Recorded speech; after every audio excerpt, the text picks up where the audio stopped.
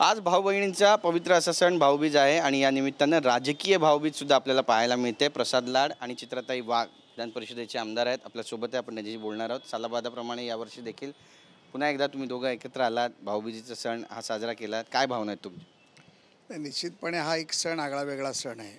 संपूर्ण देशभरात नव्हे तर जगभरात दीपावली आणि भाऊबीजी साजरी केली जाते. एक भाऊ बहिणीचं एक अतूट नातं ह्या माध्यमातून जनतेसमोर येतं आहे.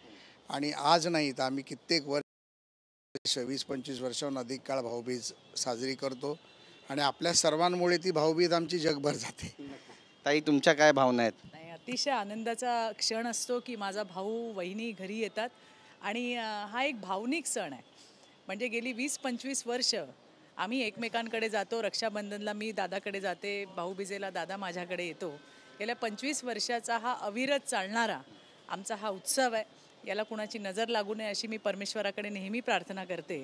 राजकारणामध्ये आपण बघतो की नात्यामध्ये राजकारण मिसळलं त्या रक्तामध्ये की मग राजकारण ठरवतं की नात्यामध्ये किती अंतर जवळीक ठेवावी की नाही. पण आमचं हे असं आहे की राजकारणामध्ये असूनही आम्ही आमचं भावनिक नातं जे आहे ते त्या ठिकाणी जपलं आहे, वाढवलं आहे. दोघंही एकमेकांच्या सुखदुःखामध्ये असतो आणि मला वाटतं ही फार मोठी ब्लेसिंग आहे परमेश्वराची. ही अखंड आणि अक्षय राहो हीच मी नेहमी प्रार्थना करत असते. त्यांच्या घरी सुद्धा भाऊबीज साजरी केली जाते. याकडे कसं पाहत? नाही, खरं तर मी जसं मगाशी म्हटलं की हे एक पवित्र असं नातं आहे आणि रक्तामध्ये जेव्हा राजकारण मिसळलं जातं तेव्हा राजकारण ठरवतं की किती जवळीक असावी किंवा नसावी. हेही नसे थोडके की आज आमच्या देवाभाऊमुळे एकत्र येत आहेत भाऊ आणि सगळ्यांचे वंदनीय असे स्वर्गीय बाळासाहेब आज देवाभाऊंना मनापासून आशीर्वाद देत असतील की त्यांच्यामुळे आज त्यांच्या घरामध्ये एकत्र दिवाळी साजरी होती आहे, भाऊबीज साजरी होती आहे. मला त्यांच्या बहिणींसाठी पण आनंद आहे की त्यांच्या बहिणीसुद्धा इतके वर्ष ज्या भाऊबीजेपासनं, कारण हा आजचा दिवस जो असतो तो भावाचं सुख चिंतणारा, त्याचं अभिष्ट चिंतन करणारा असतो आणि अशा वेळेला इतके वर्ष वंचित राहिलेल्या बहिणी त्यांच्या घरी आज त्यांचे भाऊ येतात आणि त्याचं कारण आमचे देवाभाऊ ठरलेत. तर त्याचा मला मनापासूनचा आनंद आहे आणि अशाच पद्धतीने प्रत्येकाच्या घरामध्ये हा उत्सव चांगल्या पद्धतीने साजरा व्हावा असं मला मनापासून वाटतंय. तुमचे भाऊ प्रसाद लाड यांच्यासाठी तुम्ही काय चित्ता? बघा, माझा भाऊ हा कर्तृत्ववान भाऊ आहे की आपण म्हणतो ना की शून्यातून विश्व निर्माण करणारा माझा भाऊ आहे. आज तुम्ही बघितलं उद्योग क्षेत्रामध्ये पण त्याचं नाव केवढं मोठं आहे. त्याच पद्धतीने त्याला राजकारणामध्ये पण तितक्यात जबरदस्त आणि जोरदार काम त्या ठिकाणी करत असतो. जिथं काहीच नाही अशी बेस्टची जी निवडणूक होती त्या ठिकाणी त्याने आपला त्या ठिकाणी झेंडा लावला. अशा पद्धतीने काम करणारा माझा कर्तृत्ववान असा भाऊ आहे आणि कर्तृत्ववान माणसाची भारतीय जनता पार्टीमध्ये कदर केली जाते. आमचे देवाभाऊ आहेत त्या ठिकाणी आणि मला पूर्ण विश्वास आहे की येणाऱ्या दिवसामध्ये कदाचित पुढच्या वर्षी मंत्री माझा भाऊ असेल आणि मला मनापासून त्याचा आनंद आहे. कारण मी परमेश्वराकडे नेहमी हे मागत असते की त्याला अधिकचं बळ दे की आणखीन तो जनसेवा करू शकेल. ज्या पद्धतीने गोरगरिबांसाठी तो काम करतो त्याच यामध्ये त्याला आणखीन बळ मिळो अशी सुद्धा माझी प्रार्थना असते. बहिणीने तुम्ही मंत्री व्हावं असं चितलेलं आहे, प्रार्थना केली. आता मोठं गिफ्ट द्यायला लागेल बहिणीला तुम्हाला. माझं असं म्हणणं आहे, मंत्री नाही तर महामंत्री तरी व्हावं.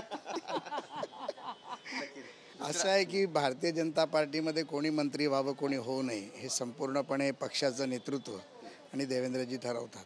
त्यामुळे आम्ही जिथे आहोत तिथे देवेंद्रजींचे शिलेदार आणि भारतीय जनता पार्टीचे कार्यकर्ते आहोत. हेच आमचं बिरुद खूप मोठं आहे. त्यामुळे महाराष्ट्रामध्ये आज चित्राताई वाघ किंवा प्रसाद लाड यांना मंत्रिपदाचं अजून एक बिरुद मिळवायची गरज नाही. पूर्ण महाराष्ट्र ओळखतो आणि विरोधक घाबरतात. हीच आमची ओळख आहे. तुम्ही देवाभाऊंचा उल्लेख केला. लाडक्या बहीण, तुम्ही सुद्धा लाडकी बहीण आहे, तुम्ही सुद्धा लाडके भाऊ आहात त्यांचे.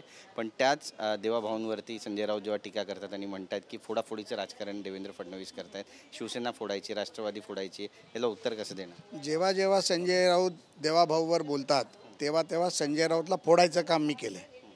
पण संजय राऊत काय बोलतो ह्याला आजकाल लोक जोकर म्हणतात. आता दिवाळीच्या दिवशी त्याला वाईट शब्द वापरणं मला योग्य वाटणार नाही, कारण राऊत साहेबही माझे मित्र आहेत, त्यामुळे त्यांनाही दिवाळीच्या शुभेच्छा.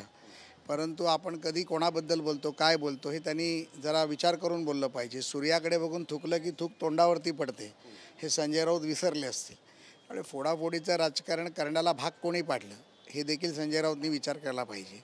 ज्या राहुल गांधीची तुम्ही चाटुगिरी करताय त्या राहुल गांधीबद्दल, सोनिया गांधींबद्दल, इंदिरा गांधींबद्दल सन्माननीय कैलासवासी शिवसेना प्रमुख काय बोलले होते हे एकदा स्वतःला शिवसैनिक म्हणणाऱ्या संजय राऊतांनी एकदा विचार केला पाहिजे. ते फार मोठ्या मनाने सांगतात ना की मी बाळासाहेबांबरोबर काम केलं आहे, तर बाळासाहेबांची विचारधारा तरी त्या उद्धवजींच्या मनात त्यांनी घालाव्या ही माझ्या दिवाळीच्या दिवशी त्यांच्याकडे प्रार्थना आहे. काल बाई जगताप म्हणाले की काँग्रेसने स्वबळावर लढलं पाहिजे. आज संजय राऊत म्हणतायत की आम्हाला खरं तर राहुल गांधी यांनाच पंतप्रधान देशाचं करायचं होतं आणि त्यामुळे इथल्या मराठी नेत्यांनी याबद्दल विचार करायला पाहिजे. या विधानाकडे कसं पाहिजे? बरं झालं त्यांनी म्हटलं नाही की मला उद्धव ठाकरेंना पंतप्रधान करायचं होतं. त्यामुळे आजकाल काय झालं आहे, मिमिक्री मास्टर्स सगळे झालेले आहेत महाविकास आघाडीमध्ये. त्यामुळे संजय राऊत काय म्हणतात राहुल गांधीला करायचं होतं, मला वाटतं की 2047पर्यंत कोणाला पंतप्रधान करायचं आहे भारतीय जनता पार्टी ठरवेल आणि मोदीजी जोपर्यंत आहेत तोपर्यंत कोणी विचारही करू नये असं माझं स्पष्टपणे मत संजय राऊतांना आहे. संजय राऊत म्हणतात की आम्हाला काँग्रेसची साथ सोडायचा प्रश्नच उद्भवत नाही, पण काँग्रेसचे नेते म्हणतात की स्वबळावर लढायला पाहिजे.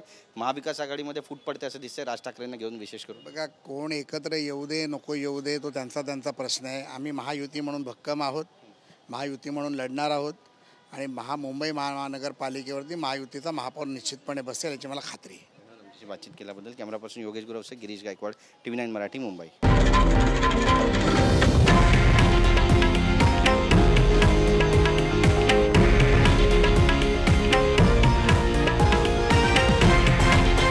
हे आहे देशातील नंबर 1 न्यूज नेटवर्क आणि आपण पाहत आहात TV9 मराठी, एकमेव.